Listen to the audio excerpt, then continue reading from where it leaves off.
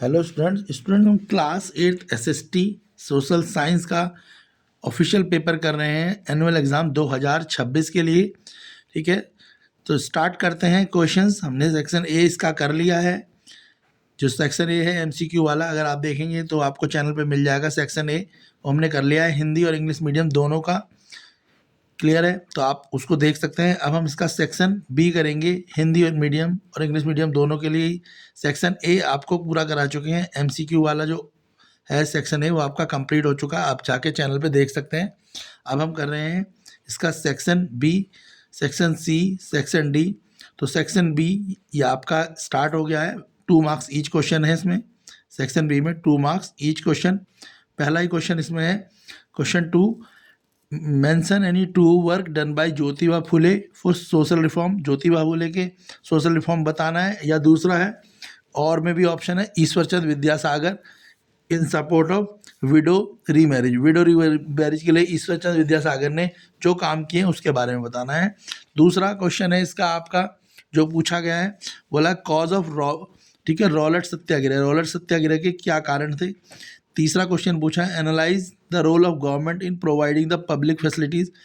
Government क्या public facilities देती है। फोर्थ क्वेश्चन है, mention the role of public interest litigation in the Indian judiciary system, यानी PIL का क्या रोल है। और इसका और में एग्जाम्पल है, give 2 example of civil suit. Civil suit यानी इसको और में भी दिया है क्वेश्चन, तो आप या तो पीआईएल का आंसर दें या सिविल सूट का आंसर दें। चलिए इनके आंसर फटाफट देख लेते हैं। पहले सेक्शन बी के आंसर देखेंगे, फिर सी के, फिर डी और फिर ई के। तो सेक्शन बी के जो आंसर होंगे वो क्या होंगे, मैंने लिखे हुए हैं, आप देख लीजिए और समझा देते हैं हम आपको। सेक्शन बी है, ये आंसर है। तो ज्योतिबा फुले जो थी उन्होंने क्या करा था, उन्होंने सोशल इक्वलिटी के लिए काम करा था। उसके अलावा एजुकेशन दी थी वुमेन को और लोअर कास्ट को। तो जो बोले हैं 2 वर्ग ज्योतिबा फुले के, तो आप बता देना उन्होंने सोशल इक्वलिटी के लिए काम किया, और दूसरा उन्होंने एजुकेट करा वीमेन को और लोअर कास्ट के लोगों को, यानी SC ST लोगों को, इन दोनों के वेलफेयर के लिए उन्होंने काम किया। दूसरा क्वेश्चन 3 था जिसने बोला था कॉज ऑफ रॉलेट सत्याग्रह। तो रॉलेट सत्याग्रह के क्या कारण थे, तो आंसर यहाँ लिखा हुआ है। तो पहला रीज़न आप बोल देना कि गवर्नमेंट टू, ठीक है, imprison people without trial. Government जो है लोगों को सीधे जेल में डाल देती थी बिना उनको ट्रायल प्रोवाइड करे। एक तो ये रीज़न था, और दूसरा जो लोग थे उनको फंडामेंटल फ्रीडम जो था उनका छीन लिया गया था। जो सरकार के द्वारा, संविधान के द्वारा या एक पैदा नागरिक के द्वारा हमें फंडामेंटल फ्रीडम दिया जाता है, उसको छीन लिया गया था। इन दोनों कारणों से रॉलेट सत्याग्रह स्टार्ट हो गया था। क्लियर है। तीसरा क्वेश्चन था, गवर्नमेंट का पब्लिक फैसिलिटीज़ क्या देती है, रोल ऑफ पब्लिक फैसिलिटी का क्या है। तो पहला है, गवर्नमेंट इंश्योर करेगी essential facility like water, health, education available to everyone. ये गवर्नमेंट की ये ड्यूटी बनती है कि वो सभी लोगों की फ्री हेल्थ यानी हॉस्पिटल फैसिलिटी उन्हें प्रोवाइड करे, फ्री शिक्षा प्रोवाइड करे, उन्हें पीने का पानी प्रोवाइड करे, और रोड वगैरह, लॉ, कानून वगैरह, ये सब चीज़ों का जो जिम्मेवारी है किसकी है, गवर्नमेंट की है। कि मेन क्या गवर्नमेंट की फैसिलिटी देना है, गवर्नमेंट पानी की फैसिलिटी, लोगों को सबको साफ पानी प्रोवाइड करेगी, फ्री इलाज कराएगी, एजुकेशन कराएगी, ये सभी को प्रोवाइड करेगी। क्लियर है, समझ आया। उसके अलावा गवर्नमेंट जो है लोगों को प्राइवेट कंपनियों में भी फोकस करेगी कि प्राइवेट कंपनियां अपने प्रॉफिट के लिए लोगों के ऊपर कॉस्ट को ना बढ़ाएं। इसके बाद नेक्स्ट क्वेश्चन था आपका क्वेश्चन 5। ये सारे 2 मार्क्स के हैं, जिसने बोला था एग्जाम्पल दो सिविल सूट्स के। तो सिविल सूट का एक एग्जाम्पल है, डिस्प्यूट रिलेटेड टू सेल और परचेज ऑफ लैंड। जमीन को खरीदने और बेचने के बीच में कोई विवाद होता है तो सिविल सूट का एग्जाम्पल है। और दूसरा था डिस्प्यूट रिगार्डिंग रेंट मैटर और डाइवोर्स केस। अगर कोई रेंट नहीं देता मकान मालिक को, या कोई डाइवोर्स का केस है, तो ये भी तुम्हारा सिविल सूट का केस होगा, यानी ये केस सिविल केस माने जाएंगे, क्रिमिनल केस नहीं माने जाएंगे। तो सिविल केस कौन से होते हैं, सेल परचेज करना लैंड को, कि बेचे या खरीदे, तो वो सिविल केस माना जाएगा। और कोई रेंट या डाइवोर्स का केस है वो भी सिविल केस माना जाएगा। चलो हिंदी वाले बच्चे भी फटाफट अपने आंसर देख लें। तो हिंदी के बच्चों से भी क्वेश्चन यही पूछे गए थे कि ज्योतिबा फुले द्वारा समाज सुधार के 2 कार्य या विवाह पुनर्विवाह में ईश्वरचंद विद्यासागर ने क्या काम किए। दूसरा, रॉलेट सत्याग्रह के कारण पूछे गए। चौथा क्वेश्चन था, जन सुविधा उपलब्ध कराने में सरकार की क्या भूमिका होती है। और 5वां था, दीवानी मुकदमों के 2 उदाहरण या भारतीय न्याय व्यवस्था में जनहित याचिका की भूमिका। तो ये खंड है 2 मार्क्स ईच क्वेश्चन थे, जिसमें और वाले क्वेश्चन भी हैं, आप कोई भी एक कर सकते हैं। तो हिंदी वाले भी फटाफट अपने आंसर देख सकते हैं। ये सभी आंसर हिंदी वाले बच्चों के लिए है। लिखा हुआ है पहला, ज्योतिबा फुले के कार्य क्या है, उन्होंने सत्य संशोधन समाज की स्थापना की थी। दूसरा, जाति आधारित भेदभाव के लिए आवाज़ उठाई थी और दलितों के लिए काम किया था ज्योतिबा फुले ने। रॉलेट सत्याग्रह में लिखा है, इन्होंने कानून की अभिव्यक्ति की स्वतंत्रता को रोका और मौलिक अधिकारों को रोकने की कोशिश करी थी। क्लियर हो गया। तीसरा, सरकार की भूमिका क्या होती है, लोगों को साफ पानी देना, फ्री इलाज देना, शिक्षा देना और सस्ती दरों पर उनको अनाज वगैरह भी प्रदान करना।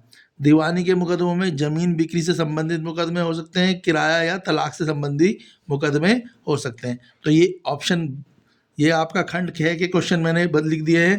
3, 4, 5, 2, 3, 4, 5 ये जो क्वेश्चन हैं आपके सारे ही कौन से क्वेश्चन हैं, सेक्शन बी के क्वेश्चन है, यानी खंड ख के क्वेश्चन है 2 नंबर वाले। चलिए 3 नंबर वाले सेक्शन सी के क्वेश्चन कर लेते हैं। पहले इंग्लिश वाले बच्चे कर लें, फिर हिंदी वाले भी। ये सेक्शन सी है। सेक्शन सी में 3 मार्क्स ईच क्वेश्चन है, आप देख ही रहे हैं। क्वेश्चन 6 है, analyse the Indian parliamentary system of government.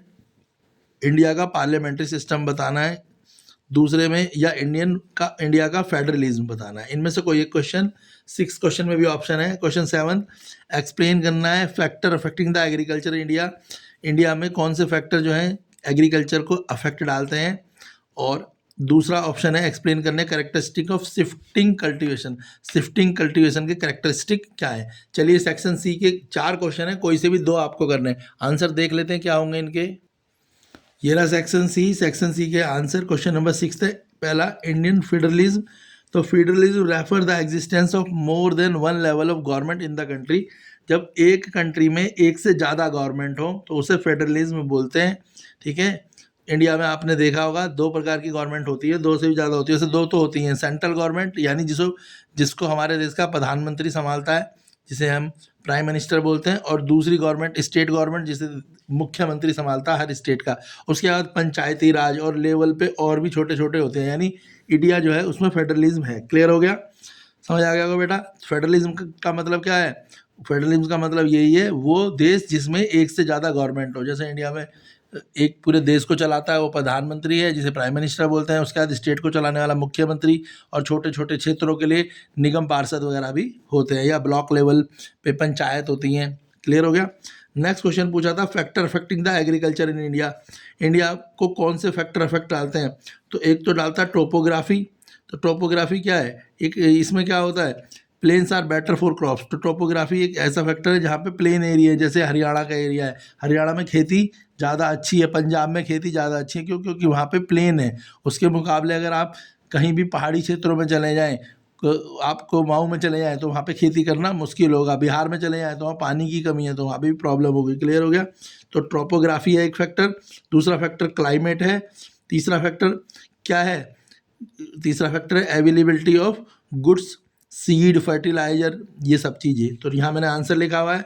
तो ट्रोपोग्राफी में भी बता दिया मैंने। क्लाइमेट में क्या है, जहाँ पे बहुत ज़्यादा बारिश होती है वहाँ पे भी क्रॉप उगाना मुश्किल है, और जहाँ पर बारिश होती ही नहीं, राजस्थान वगैरह में, वहाँ पे भी क्रॉप का उगाना बड़ा मुश्किल होता है, क्रॉप ग्रो करना मुश्किल है। क्लियर हो गया। तो क्लाइमेट वगैरह। चलिए अब हिंदी मीडियम वाले भी देख लेते हैं। तो मैंने बोला था सेक्शन बी में 4 क्वेश्चन है, कोई से भी। सेक्शन सी में 4 में से 2 क्वेश्चन करने हैं, तो हमने 2 क्वेश्चन करे, एक इंडियन फेडरलिज्म वाला और दूसरा factor affecting the agriculture in India. चलिए अब हिंदी मीडियम वाले भी अपने आंसर देख लो। हिंदी मीडियम वालों खंड ग 3 नंबर के क्वेश्चन है। 4 क्वेश्चन में 2 ही करने हैं, इंग्लिश और हिंदी सेम है। तो एक है भारतीय संसद के शासन पद्धति में विश्लेषण, दूसरा भारतीय संघवाद में विश्लेषण। कोई सा एक क्वेश्चन करना है। दूसरा आपका क्वेश्चन जो पूछा हुआ है, भारत में कृषि को प्रभावित करने वाले कारकों की व्याख्या और स्थानांतरित कृषि की विशेषता की व्याख्या। तो कोई से भी 4 क्वेश्चनों में से 2 करने हैं। 6th में भी 2 ऑप्शन है, 1 करना है। 7th में भी 2 ऑप्शन है, 1 करना है। हम कर रहे हैं SST क्लास 8th का 2026 का पेपर। तो ये जो बच्चे से कर लेंगे, ये समझ लीजिए आपके एग्ज़ाम में आप 100% अच्छे नंबर्स ला पाएंगे। बाकी तो आपको मेहनत आपकी है। चलिए आंसर देख लेते हैं फटाफट से। हिंदी मीडियम वाले बच्चे आंसर देख लें अपने। ये हिंदी मीडियम वालों के आंसर्स हैं। क्वेश्चन नंबर 6 का जो आंसर है वो आप देख ही रहे हैं कि क्वेश्चन नंबर 6 बोला था, तो 3 नंबर का क्वेश्चन है, तो आंसर लिख देंगे आप। भारतीय संसद शासन पद्धति, इसमें देश का शासन जनता द्वारा चुने गए प्रतिनिधि करते हैं। और क्लियर है? तो इसमें एक आंसर ये लिखते हैं कि तो जो प्रतिनिधि होते हैं कौन चुनता है? जनता चुनती है, जैसे सांसद वगैरह। उसके अलावा कार्यपालिका अपनी शक्ति के लिए विधायिका यानी संसद के प्रति जवाबदेह होती है। और दूसरा 7th का आंसर हम लिख देंगे स्थानांतरित कृषि की विशेषता। तो वो क्या है? वृक्षों को काटकर जलाकर भूखंड साफ किया जाता है और मिट्टी की उर्वरता समाप्त होने पर किसानों द्वारा भूखंड पर चले जाते हैं। ठीक है, तो ये दोनों आंसर मैंने लिख दिए, आप याद कर लेना यहाँ से। तो ये आपका कौन सा था? सेक्शन सी था, खंड ग था, जिसके 3 नंबर के क्वेश्चन है। चलिए अब नेक्स्ट देख लेते हैं खंड ग। सेक्शन डी देख लेते हैं। सेक्शन डी 5 मार्क्स के क्वेश्चन है। 5 मार्क्स के 2 क्वेश्चन है। पहला क्वेश्चन है explain the factor affecting the population distribution. Population distribution से क्या फ़र्क पड़ता है? और क्वेश्चन 9th है, इसमें से कोई सा भी एक करना है। ऑप्शन एक ए है, बोला है approach of the British government towards the education of India. British government ने जो अप्रोच करा एजुकेशन इंडिया के ऊपर पूछा है। और दूसरा what type of education did Rabindranath Tagore advocate for the India. और रविंद्रनाथ टैगोर कैसी एजुकेशन चाहते थे इंडिया के लिए। आंसर देख लेते हैं दोनों ही क्वेश्चन के, आप फटाफट से देख लें। क्वेश्चन 7 देख लो, 5 मार्क्स का क्वेश्चन है। तो आप ऐसे लिखेंगे factor affecting the agriculture in India. India के एग्रीकल्चर को कौन कौन से फैक्टर अफेक्ट डालते हैं? तो मैंने बताया ही था, एक फैक्टर है ट्रोपोग्राफी, दूसरा क्लाइमेट, तीसरा अवेलेबिलिटी ऑफ इनपुट। ठीक है ना, ये सब। तो अब क्वेश्चन जो डी था, क्वेश्चन डी में जो आपसे पूछा था, बोला था क्वेश्चन जो डी है, क्वेश्चन नंबर 8। क्वेश्चन नंबर 8 में आपसे क्या पूछा था? पॉपुलेशन डिस्ट्रीब्यूशन के लिए कौन कौन से फैक्टर है? तो factor affecting the population distribution है, ट्रोपोग्राफी ही है। तो पीपल जो लोग जो होते हैं वो कौन से एरिया में रहना पसंद करते हैं? प्लेन एरिया में रहना ज़्यादा पसंद करते हैं माउंटेन एरिया की तुलना में। क्यों? क्योंकि जो प्लेन्स होते हैं, देखो बोला है ना, तो पॉपुलेशन कहाँ पर ज़्यादा होगी? पॉपुलेशन प्लेन्स में ज़्यादा होगी, सिटीज़ में ज़्यादा होगी। ठीक है, क्यों? क्योंकि सिटीज़ में क्या है, उनको सारी फैसिलिटीज़ मिल जाएंगी, जॉब मिल जाएगी, उसके अलावा एजुकेशन मिल जाएगी, मेडिकल मिल जाएगा। तो पहला फैक्टर क्या होता है? ट्रोपोग्राफी। ट्रोपोग्राफी का मतलब है प्लेन्स में रहना लोग पसंद करते हैं, माउंटेन्स में रहना पसंद नहीं करते। क्लियर हो गया? दूसरा, वहाँ पे गुड क्लाइमेट के हिसाब से लोग रहना पसंद करते हैं, जहाँ पे क्लाइमेट अच्छा होगा वहाँ रहना पसंद करते हैं। उसके अलावा जहाँ फर्टाइल सॉइल होगी वहाँ पे रहना पसंद करेंगे। मैंने आंसर आपके लिखे हुए, आप देख लेंगे। जहाँ पानी की अवेलेबिलिटी होगी, जहाँ मिट्टी अच्छी होगी, जहाँ वाटर आसानी से लोगों को मिल जाएगा। ठीक है, जहाँ पे पीने का पानी आसानी से मिलेगा, खेती करने का पानी आसानी से मिलेगा, उसके अलावा नहाने धोने बिजनेस करने के लिए भी पानी मिलेगा, मिनरल्स। ठीक है, वो एरिया में भी लोग रहना ज़्यादा पसंद करते हैं जहाँ पर मिनरल्स होते हैं, जैसे कहीं पे डायमंड की माइंस होती हैं, गोल्ड की माइंस होती हैं, उन जगहों पे भी लोग रहना पसंद करते हैं। उसके अलावा नेक्स्ट क्वेश्चन था कि जो रविंद्रनाथ टैगोर थे उन्होंने किस प्रकार की एजुकेशन के लिए कहा कि इंडिया के लोगों को कैसी एजुकेशन देनी चाहिए। तो Rabindranath Tagore wanted education to provide in the natural environment. Tagore चाहते थे लोगों को जो एजुकेशन मिले वो नेचुरल एनवायरनमेंट की एजुकेशन हो। उसके अलावा ही believe combining the best Indian tradition with modern western science and technology. तो रविंद्रनाथ टैगोर चाहते थे कि इंडिया के लोग अपनी सिविलाइजेशन को भी याद रखें मगर नई साइंस और टेक्नोलॉजी को भी सीखें, तो वो इन चीज़ों पर भी ध्यान देते थे। उसके अलावा रविंद्रनाथ टैगोर चाहते थे ही एम्फेसाइज क्रिएटिविटी। वो चाहते थे कि बच्चे क्रिएटिव हों, वो याद ना करें, चीज़ों को करने की उनमें कोशिश हो, तो करने की सोचें, उनको बचपन में फ्रीडम मिले, चाइल्डहुड फ्रीडम मिले, सेल्फ लर्निंग हो rather than strict rigid schooling. ये ना हो कि स्कूल का बर्डन हो, स्कूल की होमवर्क का बर्डन हो, उसके कंपैरिजन में उन्हें फ्रीडम मिले। चलिए हिंदी वाले भी अपने आंसर चेक कर लो क्या होंगे। लॉन्ग क्वेश्चन है, 5-5 नंबर के, 10 नंबर के क्वेश्चन है ये। हिंदी मीडियम वालों 5-5 नंबर के क्वेश्चन है बेटा, 5-5 10 नंबर के क्वेश्चन देख लो। आंसर भी लिख के दे रहा हूँ मैं, आप बस याद करना है अपने। पहला है जनसंख्या वितरण को प्रभावित करने वाले कारणों की संख्या।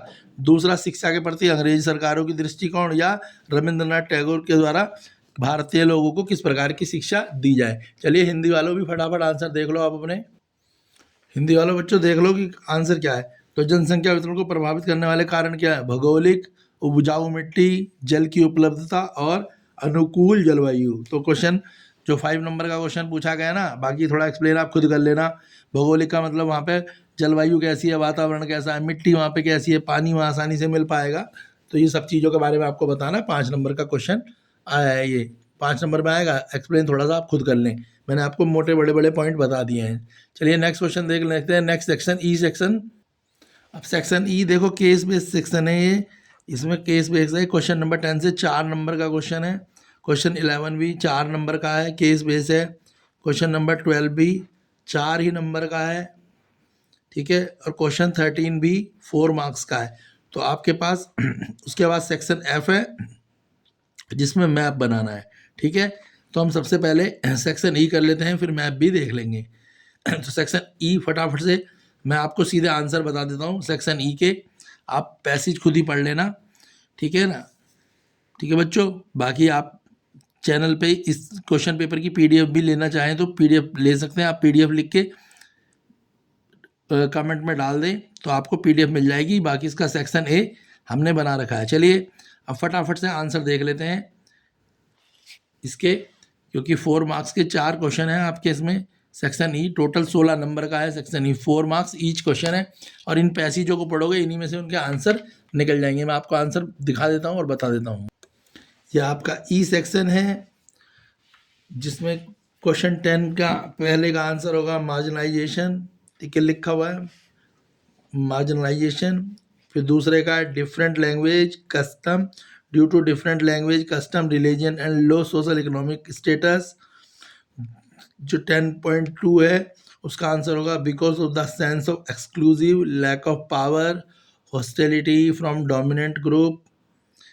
10.3 आंसर लिखा हुआ है result in the lack of access resources and the inability to asset legal right. ऐसी 11 में है लॉ एंड सोशल जस्टिस, उससे ही रिगार्डिंग आंसर है। और फिर क्लियर है। इसके बाद सेक्शन एफ जो है उसमें का मैप है, हम देख लेंगे। तो मैंने यहाँ पे सेक्शन ई आपको दे दिया है, आप इनके आंसर देख लें और यही आंसर आपको पेपर में भी करके आने। क्लियर हो गया? सेक्शन ई आपको क्लियर दिखाई दे रहा है? ये सेक्शन ई है, मैंने पूरे आंसर भी आपको दिखा दिया, आप आंसर देख लें आराम से। इनको पेपर में आपको करके आना है, ठीक है। हिंदी वाले बच्चों आप भी अपने आंसर देख लो, फिर आप भी लर्न कर लेना।